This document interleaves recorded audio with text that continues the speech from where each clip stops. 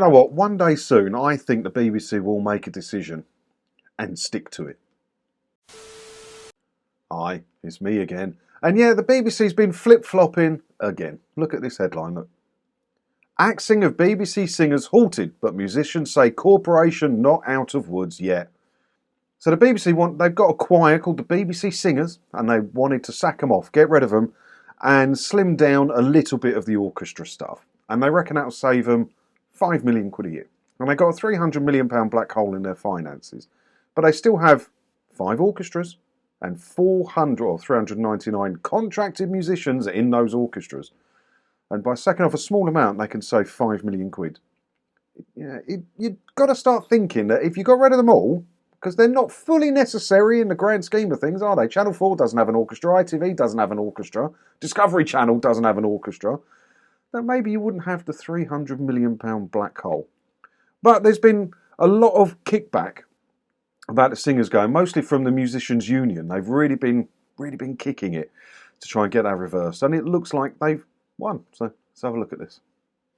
The BBC today announced that it suspended its decision to scrap the BBC Singers as part of budget cuts. In a statement, it said a number of third parties had come forward to offer alternative funding in a bid to save the choir that was set up in 1924.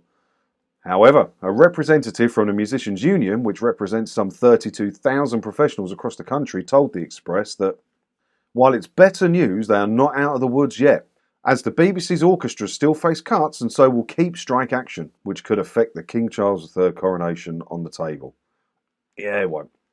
It won't. If you're in a major orchestra that's going to be doing something for the King's coronation, it doesn't matter how badly you feel about your employer at the moment. You ain't going to strike on that coronation day, are you? Because that's your big moment. That's the thing you're going to tell your grandkids about.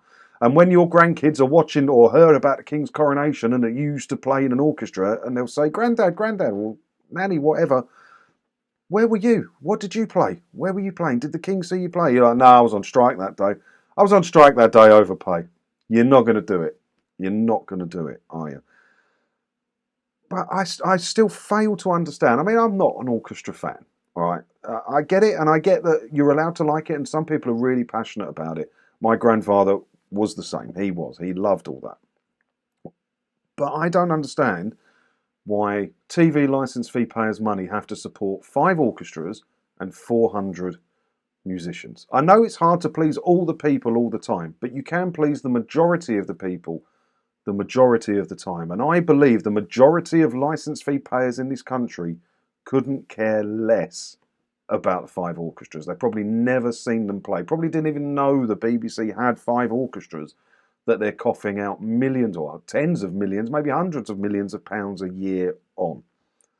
It's time. It is time for them to go. And I feel sorry for the people in these orchestras, because it's a big deal and they're being supported and not enough orchestras are being supported around the world. I get that.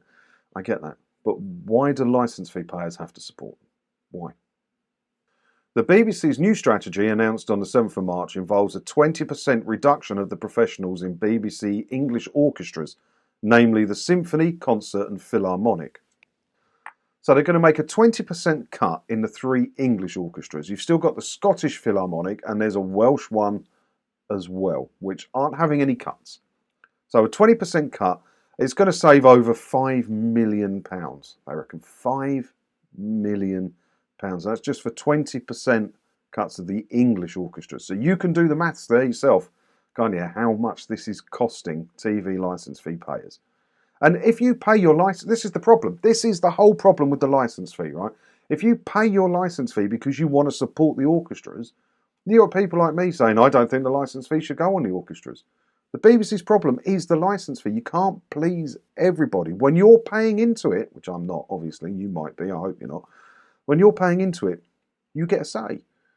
So I can be paying into it saying, don't give my money to the orchestras or Gary Lineker, and you could be paying into it saying, oh, I'm only paying because I want to support the orchestras. It's the problem with the licence fee. You can't please all the people all the time. And the problem with the BBC at the moment is they're pleasing none of the people, none of the time, are they?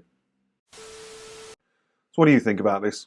Let me know in the comments below. And as always, thanks for watching. And don't forget to hit the subscribe button if you haven't already, because that way, hopefully I'll see you in another video again soon when I... Ta-da!